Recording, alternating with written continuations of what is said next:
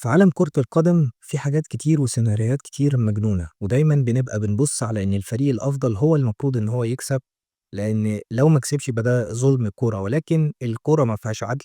الكورة أحيانًا كتير جدًا بيبقى الفريق هو الأحسن ولكن هو اللي بيخسر، وده شُفناها كتير حصلت في ماتش امبارح اللي هنتكلم عنه ماتش نيوكاسل وليفربول، وأحيانًا بتبقى أنت الفريق اللي أنت بتعمل مجهود زيادة أو بتعمل مجهود بدني عالي جدًا، وبتعمل فرص وبتعمل حاجات كتير جدًا، ولكن أنت عندك أخطاء ساذجة جدًا، جدًا، جدًا، فبتكلّفك إنك تتعادل أو تخسر ماتش أو حاجة، وده اللي إحنا هنشوفه مع ماتش الأهلي وغزل المحلة.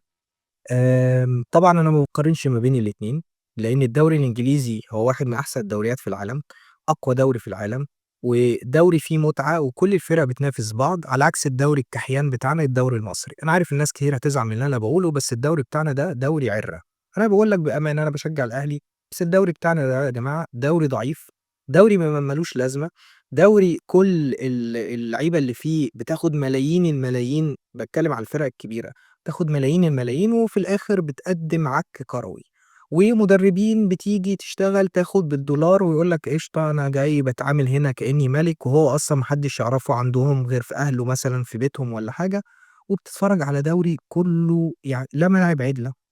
لا تعليق عِدِل، لا تحكيم عِدِل، لا أي حاجة عِدلة، ما فيش أي حاجة أصلًا عِدلة، كل حاجة منظومة فاشلة، بس للأسف هو الدوري بتاعنا فبنضطر إن إحنا نتفرّج عليه. وأنا مش هاطوّل كتير في الكلام عن الدوري المصري، هنيجي له في وقته لمّا نتكلم عن ماتش الأهلي وغزل المحلة، ولكن هابدأ بالدوري الإنجليزي وعودة الدوري الإنجليزي أقوى دوري في العالم، وماتش القمة اللي كان موجود أحد ماتشات القمة، لأن كان في ماتش تاني ما بين توتنهام ومانشستر سيتي أو مانشستر سيتي وتوتنهام، كان ماتش نيوكاسل وليفربول. طبعًا في البداية قبل ما أدخل بقى في الكلام ده كله، أنا بقى لي كتير ما كنتش طلعت، كان عندي ظروف، كان حاجات كتير جدًا، ولكن رجعنا الدوري الإنجليزي، فيالّا بينا لايكات وسبسكرايب، وأنا مش لازم يبقى عندي مثلًا مليون سبسكرايبر وfollower عشان الناس تتفرج وتعمل لي لايكات، يعني إحنا بنبدأ مع بعض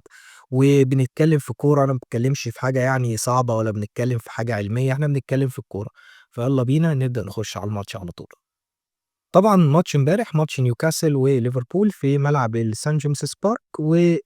معروف إن الملعب بتاع نيوكاسل هو ملعب قوي جدًا، ملعب الجمهور بتاعه عنيف جدًا، الجمهور بيحب النادي بتاعه بطريقة غير طبيعية.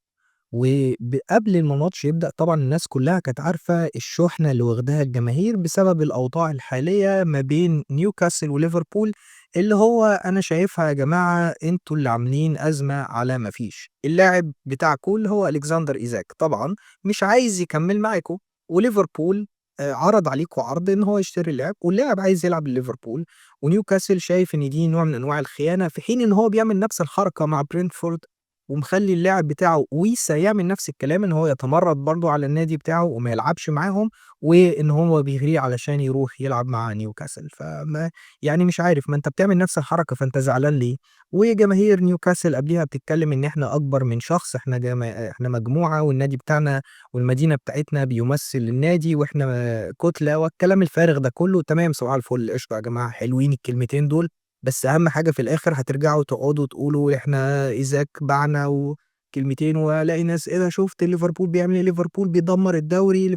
دلوقتي ليفربول بيدمّر الدوري، ليفربول اللي بقى له سنتين 3 ما كانش جاب لعيب واحد، ما جابش غير كييزا ب10.000.000 لمّا صرف السنة دي 300 بعد السنة اللي فاتت والسنة دي والفلوس اللي خدها وبتاع، بقى ليفربول بيدمّر الدوري، وبالنسبة لمان سيتي اللي صرف في 6 شهور 300.000.000 وبالنسبة لتشيلسي اللي صارف مليار في سنة، بقى ليفربول هو اللي بيدوّر الدوري، بس عادي يعني ما في ناس بتحب تزيد فصباح الفل، ماشي ليفربول مدمّر الدوري. فطبعًا قبل القصة دي كلّها كان معروف إن الماتش هيبقى ماتش عنيف، ماتش فيه التحامات بدنية، وده كان باين أوي من استقبال جماهير نيوكاسل للعيبة ليفربول حتى أول ما الحافلة بتاعة ليفربول وصلت، والشتايم على إكيتيكي والشتايم للعيبة ليفربول والكلام الكتير اللي كان بيحصل، فأعتقد إن أرني سلوت قال لهم: "يا جماعة إحنا هندخل الماتش بهدوء، نحاول إن إحنا نموّت الريتم علشان نمتص حماسة لعيبة نيوكاسل وجماهير نيوكاسل لحد ما نقدر نلعب لعبنا، ومن خلاله نبدأ نعمل التحولات بتاعتنا ونلعب." وخلّيني أقول لك إن الخطة دي ممكن تكون نجحت في الشوط الأولاني، ولكن هي ما نجحتش تمامًا في الشوط التاني خالص، وكان مستوى سيء جدًا، جدًا، جدًا من ليفربول. على طول المباراة من أرني سلوت وإدارته للمباراة، ودي هنيجي لها لإن أنا عليها علامات استفهام كتير وكلام كتير أوي من النقطة دي بالنسبة لأرني سلوت لتالت ماتش على التوالي. ولكن خلّينا ندخل في الماتش بس نتكلم إن ليفربول كان بيلعب 4-2-3-1 أمّا نيوكاسل كان بيلعب 4-3-3 وما فيش أي حاجة من اللي أنا باقولها دي حصلت في الماتش، لإن زي ما قُلت الماتش كلّه كان بيلعب التحامات وصراعات قوة بدنية، بالذات إن لعيبة نيوكاسل أنا كنت حاسس إن هُم دايمًا بيلعبوا بقوة عايزين يعني يسيبوا لعيبة ليفربول، عايزين يسببوا لهم إصابات، يكسرهم وبتاع، وده كان باين أوي من جويلينتون أو أليساندرو تونالي أو جيماريش في أكتر من كورة مع جرافنبرخ، في أكتر من كورة مع سوبوسلاي، أكتر من كورة مع إيكيتيكي، حتى دان بيرن في كورة دخل فيها على صلاح شاله ورجع بعد كده صلاح قام قايم راجع تاني ضربه مكمّل فيها واخد إنذار، تحس إن هُم كانوا عندهم أنتم مش عايزين تاخدوا اللاعب بتاعنا، طب إحنا هنكسّركم وهنكسبكم في ملعبنا، وده كان باين أوي من الشحن الجماهيري ومن الإعلام والقصة اللي أنا حكيتها، كمان إن إيكيتيكي اللاعب اللي كان نيوكاسل عايزه رفض إن هو الانتقال لنيوكاسل وراح لليفربول، فأصبح الموضوع بدل ما كان بس إيزاك لأ ده كمان زاد عليه إيكيتيكي. أول 5 دقايق طبعًا كان بسبب إصابة فريمبونج وعدم جاهزية كونر برادلي، كان ليفربول بيلعب بدومينيك سوبوسلاي ناحية اليمين كباك رايت، وفي أول 5 دقايق تحس إن هو مش متّزن شوية سوبوسلاي في المركز بتاعه، أول 5 دقايق عدّى منه مرّة أنتوني جوردون، مرّة بيرنز، ولكن بعد كده وقف على رجله، قفل الزاوية دي خالص، قفل المساحات دي، وقدر إن هو يغطي في أكتر من كورة كان فيها خطورة وممكن كان يسبب من خلالها إن نيوكاسل يتقدم أو يحرز أهداف، وقدر إن هو فعلًا يقفل الحتّة دي بطريقة قوية جدًا كدومينيك سوبوسلاي. ومن هنا بدأ الماتش ياخد منحنى إن ليفربول بيحاول هو يمتص الضغط زي ما أنا قُلت، يمتص السرعة بتاعة وقوة نيوكاسل في الالتحامات، في اللعب، في الكلام ده كلّه، لحد ما وصلت الدقيقة حاجة و30 وبدأ ليفربول إلى حدٍ ما يبقى متّزن شوية. وفي كورة خدها كيرتس جونز لعبها ل كودي خاكبو، لعبها لجرافنبرخ اللي فتح مساحة وشاط عملت deflection في شار ودخلت جول، ومن هنا ليفربول قدر يقول أنا امتصيت الضغط، لأ ده أنا كمان جبت جول، وده يبقى كده الخطة اللي أنا حطيتها أو أرني سلوت حطها بدأت إلى حدٍ ما تنجح. كمّل ليفربول بالاستحواذ بتاعه، نقّل الكورة، موّت اللعب، هدّي الريتم، لحد ما في كورة دخل فيها أنتوني جوردون طرد مباشر ما فيهاش كلام، خد الحكم ادّى له إنذار وبعد كده رجع للVAR طرد، طلع جوردون، بدأ نيوكاسل بيلعب ب10 لعيبة. يخلص الشوط الأولاني وندخل على الشوط التاني ولسه نيوكاسل بيسنتر وبيلعبوا هوب، هوب، كورة بتيجي من إيكيتيكي يلعبها لخودي خاكبو يروح بيها يشوط تترد يلعبها له تاني يخش إيكيتيكي يحط جول ويبقى 2-0. من هنا أنت تقول إن إيه ده خلاص الماتش انتهى 2-0 ليفربول 10 لعيبة نيوكاسل ويعني أداء بقى يالّا بينا نفتح. حتى أرني سلوت اللي اتفرج على الماتش كان لسه طالع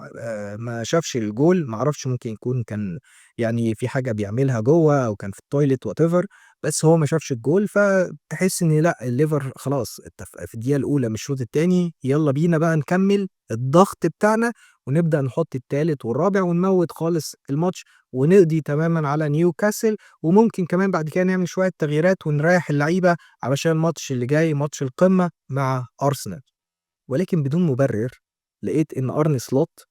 بدأ اللعيبة ترجع لورا، تسيب الاستحواذ لنيوكاسل، ونيوكاسل بيلعب 10 لعيبة، ليفربول مش قادر يطلع بالكورة، عمّال بينقل الكورة ما بين أليسون، فان دايك، كوناتي، كيركيز، لحد يعني خلاص نُص الملعب مش قادر، الكورة بتتقطع من فيرتس، الكورة بتتقطع من صلاح، خاكبو بيقدّم مستوى سيء جدًا، الكورة بتروح إكيتيكي مش عارف يعمل بيها إيه، طبعًا كيرتس جونز اللي أنا ما باطيقوش ولا باطيق أمه، واللي هيقول لي إن كيرتس جونز وأنا قُلت أكتر من مرّة يا جماعة كيرتس جونز ده ما ينفعش يلعب كورة أصلًا، مش هاقول لك بقى ما ينفعش يلعب كورة في ليفربول، ما ينفعش يلعب كورة أصلًا، اللي هيبقى شايف إن كيرتس جونز بيلعب كورة وده لعيب يبقى يعني يروح يتفرّج على لعبة تانية غير الكورة، كيرتس جونز ده أقسم بالله لا يصلح لأي شيء، لا بيعرف يستلم ولا بيعرف يسلّم، ولا هو جامد بدنيًا وقوي دفاعيًا، ولا هو قوي هجوميًا ولا أي حاجة، ده في كورة راح بيها 4 على 2 لعبها في رجل اللاعب وبعد كده طلعت out اللي هو يا ابن يعني أنا مش عايز أشتم، ما عندك أكتر من حل تعملها وأنت برضه مصمم إنك تلعب اللعب بتاعك المستفز ده، ويستلم الكرة ويقعد يحنكش بيها، يعني خلصنا من لويس دياز بالحنكشة بتاعته، لسه معانا كيرتس جونز. أنا بصراحة اللاعب ده ما باطيقوش، ومش شايف إن هو أصلًا ينفع لعيب كورة. وبدأ ليفربول يسيب الكورة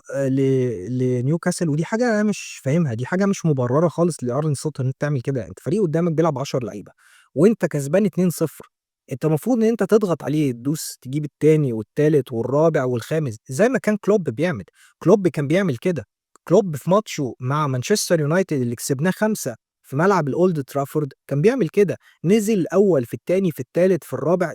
الشوط الأول خلصان 4-0، ونزل الشوط التاني حط فيهم جول، ولمّا بيسألوه بيقول لهم: "أنا لو كنت أقدر أجيب السادس والسابع والتامن كنت هاعمل كده، أنا لازم أقتل المنافس اللي قدامي." وهو ده الصح. لكن إنك أنت تجيب جول أو 2 وترجع تنام عليهم علشان أهدّي الريتم، لا طبعًا، ده خطأ. بخلال بقى أو بخلاف بقى مش بخلال، بخلاف بقى إن أنت أصلًا عندك مشكلة واضحة من بداية السيزون، من بداية ماتش كريستال بالاس، ثم بورنموث، ثم ماتش امبارح، إنك بتتقدم وبيرجع عليك الفريق اللي قدامك، حتى لو أنت كسبان 2 و3 بيرجع عليك بأخطاء دفاعية كارثية. أولًا كوناتي هو مش شايف،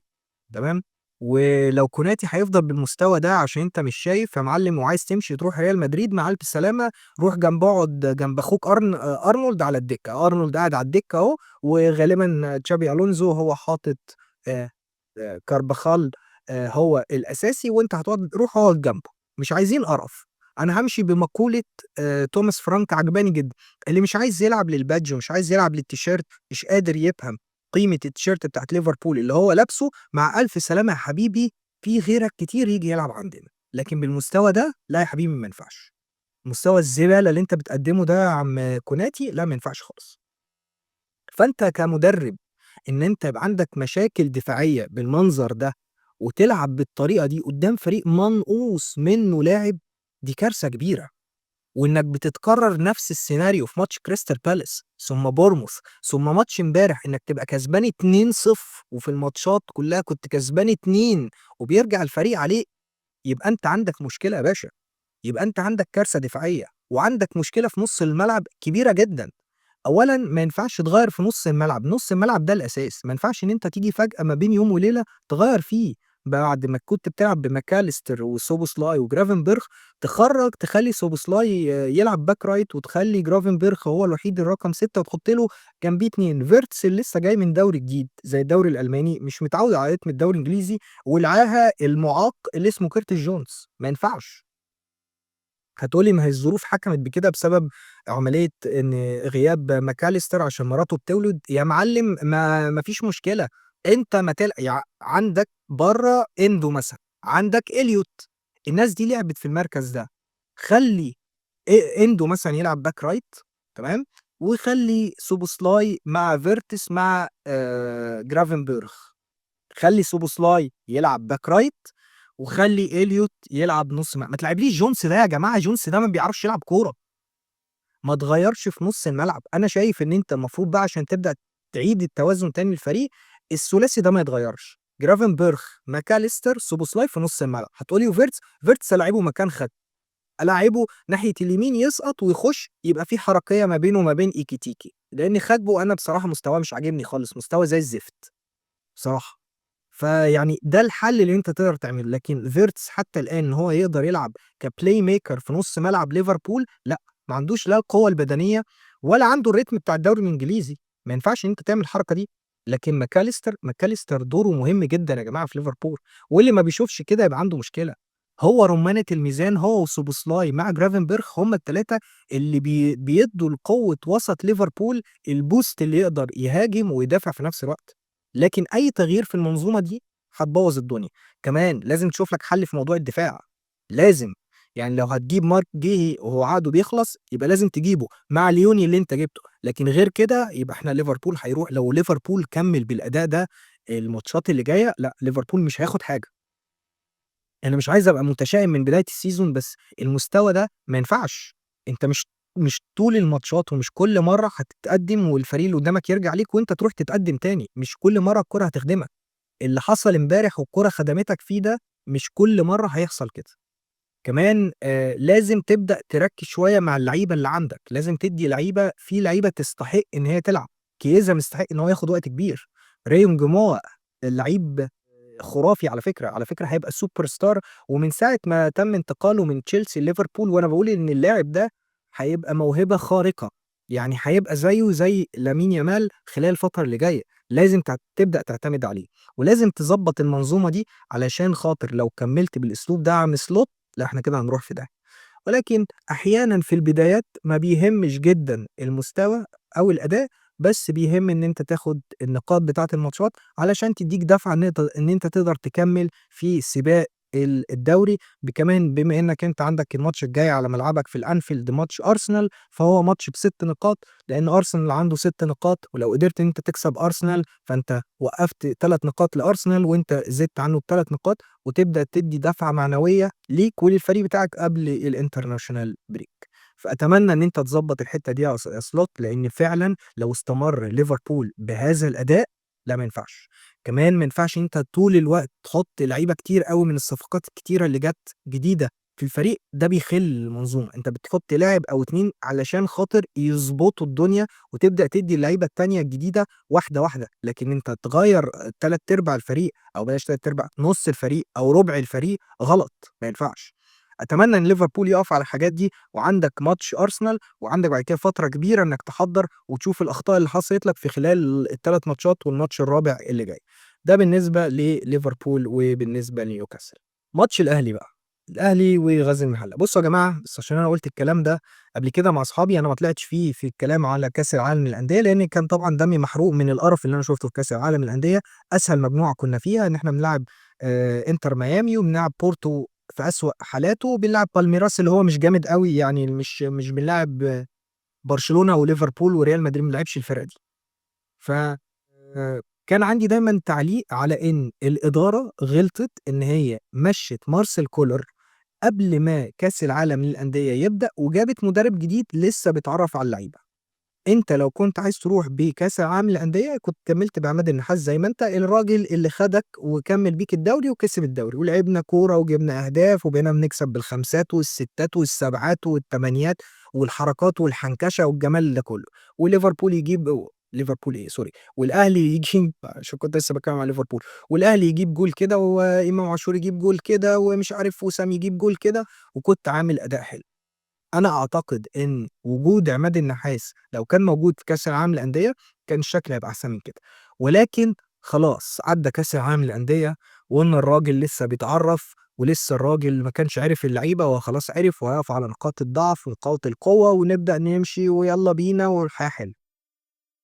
لكن أدخل ألعب 3 ماتشات آخد منهم 5 نقاط، أخسر 4، لأ يا معلم، في حاجة غلط، عندك مشكلة كارثية. والمشكلة الكارثية هنا في حد ذاتها بتيجي في طريقة لعبك وطريقة توظيف اللعيبة. ناس هتقول لي: "يا عم ده امبارح كان في كورات كتير أوي، كورة في العارضة في كورة مش عارف إيه في العارضة وكورة" ماشي يا معلم، إحنا هنقعد نحسبهم بالكورة؟ ده أنت معاك فريق تكلفته مليارات المليارات، أنت معاك منتخب مصر، أنت معاك زيزو، معاك تريزيجيه، معاك الشناوي، معاك بن شرقي، معاك محمد شريف، معاك جراديشار، معاك أليو ديانج، معاك فريق، لا، لأ مش هنضحك على بعض، الأهلي عنده فريق قوي جدًا، يعني المفروض إن الأهلي يخش ياخد الدوري وياخد الكاس وياخد أفريقيا وياخد كل البطولات اللي هو عنده، لكن المستوى ده بعدين أنا المدربين اللي بالنوعية الميتة دي أنا ما باحبهاش، المدرب اللي هو قاعد فاهم، هم عملوا كده تصدق اللقطة دي اللعيب كان المفروض يعمل كذا. خُد يا ابني اعمل الحركة دي، لا يا معلم، أنا أحب المدرب يبقى واقف على الخط، إحنا لعيبة الكورة كده يا جماعة مش هنضحك على بعض، لعيبة الكورة تحب المدرب العنيف، المدرب اللي يبقى واقف على الخط طول الوقت بيزعّق له ويقول له أنت عملت دي غلط، اعمل كذا، المدرب اللي هو طول الوقت يبقى قوي، بيفرض شخصيته على اللاعب، لكن المدرب القاعد الهادي بتاع لعيب الكورة لو غلط هو عارف إن هو يعني صباح الفل يعني هيكلمني كلمتين وبهدوء وبتاع خلاص مش هاتكلم. لكن لمّا أنت تبقى مدرب قوي، اتفرّج على مانويل جوزيه كان بيعمل إيه، مانويل جوزيه في عز وكان معاه لعيبة بقى أقسم بالله قد اللعيبة اللي بتلعب كورة دي مليار مرّة، لا يعني ولا واحد من اللي بيلعب كورة حاليًا ولا واحد بلا استثناء ييجي ربع شراب في رجل أبو تريكة والّا عماد متعب والّا بركات والّا وائل جمعة والّا الناس دي كلها، مش هنضحك على بعض. كل اللي بيلعب دول كده على الله، يعني كل اللعيبة اللي موجودة دلوقتي دي ما تجيش حاجة في رجلين أبو تريكة والّا بركات والّا متعب والّا الناس دي اللي كانت بتلعب كورة والّا شوقي لا، لا، لأ، مش هنضحك على بعض خالص. وكان بيقف على خط التماس، يعني بيمسك اللعيبة يعنفها، لكن أنت قاعد بارد، إيه يا عم ده يا معلم؟ إيه يا معلم ده؟ ما أنت عارف إن أنت هتروح تقابل فريق زي غزل المحلة وطريقة علاء عبد العال اللي إحنا كلنا عارفينها. يا باشا هو الراجل بيركن الباص ورا وبيلعب على التعادل، طول عمره في كل الفرق اللي دربها هو بيعمل كده علاء عبد العال. ولمّا ييجي في جول في الآخر يرجع يقول لك أصل الحكم ظلمني، أصل إحنا كنا مش عارف إيه، ده اللي يقدر وماسك الساعة تحس إن هو إيه فاهم، بيبقى مستعجل إن الماتش يخلص. علاء عبد العال ما بيعملش غير كده. بيعرفش يلعب هو ما بيعرفش يلعب كورة أصلًا، ما بيعرفش يعمل غير الحركة دي، رُصّهم ورا وامنع إن أنت تخش فيك جول، ولو لعبت على هجمة مرتدة جبتها جول، ما لعبتش أنا طلعت بالتعادل. ما هو لعب 4 ماتشات بما فيهم ماتش امبارح ما دخلش فيه ولا جول وما جابش ولا جول، واخد 4 نقاط ب4 تعادلات. هو يعني أنا مش حاجة جديدة عليك يعني كمدرب إن أنت رايح تلاعب فريق في ملعبه بيدربه المدرب ده، فأنت عارف الكلام ده كله. لازم يبقى في حلول، لازم يبقى في سرعة، الفرق اللي بتلعب بالlow block وبتلعب الكلام ده كله، لازم يبقى أنت عندك سرعة، سرعة في الأداء، التنقيل، اختراقات، تغيير مراكز، overlapping، واحد يسقط، يستلم، يلف، يروح، يعمل، الكلام ده كله. لازم يبقى في tactics بتتلعب، لكن أنت هتفضل قاعد تتفرج على الماتش ويعني فاهم، ما بتتكلمش ولا كلمة، وترجع تطلع في المؤتمر الصحفي تقول أنا مختلف معاك ورأيك أنا مش هاتكلم عليه، أصل إحنا كنا أحسن. استفدت إيه يا معلم؟ أنت قدّام مودرن سبورت قُلنا أول ماتش في الدوري، وكان أداء زي الزفت برضه، بعد كده الماتش اللي بعديه كسبت ماشي، امبارح لأ، أنا مش شايف إن في أداء بصراحة. هتقول لي ما إحنا ضيّعنا كور، أيوه يا معلم ضيّعنا كور بس ما إحنا ما حطيتش كورة في الجول، بس بقية الماتش فيه طول الماتش حاجات كتير غلط. أولًا عمر كمال عبد الواحد ده ما ينفعش يلم كور من ورا الجول يا جماعة، أنا ما أعرفش أنتم عاملينه نجم الكورة على إيه. معلش يعني، لا بيعرف يرفع ولا بيعرف يرقّص ولا بيعرف يعني يعدّي one to one، لعيب بيُغمى عليه في الملعب، إيه يا جماعة ده يا جماعة؟ إيه اللعيبة دي؟ إيه أحمد كوكا اللي طول الماتش لمّا بيلعب back left ما بيرفعش ولا over، اللعيبة دي بتلعب كورة إزاي؟ وترجع تقول لي متوظّفة، يا عم أنت بتلعب قدّام فريق ما بيهاجمكش أصلًا، بتنزّل كوكا ليه؟ ما تخلّي محمد شريف وجراديشار هُم الاتنين مع بعض، وودّي كريم فؤاد زي ما هو، خلّيه باك ليفت زي ما أنت كنت بادئ، ورحّل شوية واحد من الاتنين من قلبين الدفاع يروح يغطي هناك ناحية اليمين، أو خلّي حد من نُص الملعب يسقط يبقى هو بيغطي ناحية اليمين، ما تلعبش بباك ليفت، ما أنت ما عندكش باك ليفت، ما عندكش أصلًا باك ليفت، على الأقل الواد كريم فؤاد بيعدّي وبيرفع كورة، أو عايز تغيّر خلّي كريم فؤاد يروح هناك ناحية الباك رايت ويعمل نفس الحركة ناحية الباك ليفت، أنت أصلًا الباك ليفت بتاعك ما بيرفعش أوفرات، فأنت مخلّيه يعمل إيه؟ والعب ب2 هجوم، وخلّي واحد من اللعيبة زي محمد بن رمضان مثلًا أو زيزو هو اللي بيسقط تحت ال2 مهاجمين، ما تغيّر، هو أنت لازم اسطمبة يبقى عندي باك رايت وباك ليفت و2 قلبين دفاع ونُص الملعب وبتاع، ما تغيّر يا برنس. هو أنت جاي قاعد يعني أنا مش فاهم، أنا مش مقتنع بريبيرو، أنا من الأول خالص من أول ما جه أنا مش مقتنع بيه، والراجل ده والأسلوب بتاع المدربين ده أنا ما باحبوش، الأسلوب الميت ده ما باحبوش. كان نفس التعليق بتاعي على برضه كولر كان بنفس الأداء، كولر كان طول الوقت واقف على الخط بس ما بيتكلمش هو عمّال بيكتب، شغال كاتب، بيكتب، ما بيعملش حاجة تاني. أنا النوعية دي من المدربين ما باحبهاش يا جماعة، أنا باحب النوعية بتاعة المدربين بتاعة كلوب، بتاعة مورينيو، بتاعة جوارديولا، بتاعة جوزيه مانويل جوزيه، اللي هو يمسك اللاعب يزعّق له، يعنفه، يقول له أنت بتعمل حاجة غلط، تعالَ، اللعيب اللي يعمل غلط يطلّعه برّه، لازم تخلّي اللاعب طول الوقت هو خايف على مركزه، لازم اللاعب يبقى فاهم إن أنا لو طلعت في مليون واحد تاني برّه هينزل يعني ياكل النجيل عايز فرصة، أنت بتلعب في الأهلي يا معلم، هو أنت بتلعب في مركز شباب أبو حمص، مع احترامنا يعني لو في مركز شباب اسمه أبو حمص، لكن مش كده، أنت بتلعب في الأهلي، لازم تبقى أنت قادر إن أنت طول الوقت بتطلّع أحسن ما عندك، والمدرب موصّل للعيبة إن كل واحد مش هيأدّي هيقعد برّه، وممكن ما يلعبش أصلًا، لكن مدرب بارد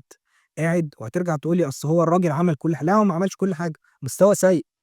مستوى سيء في ال3 ماتشات، سيبك من الماتش اللي أنت حتى الماتش اللي أنت كسبت فيه، أنا مش شايف إن الأهلي كان حلو.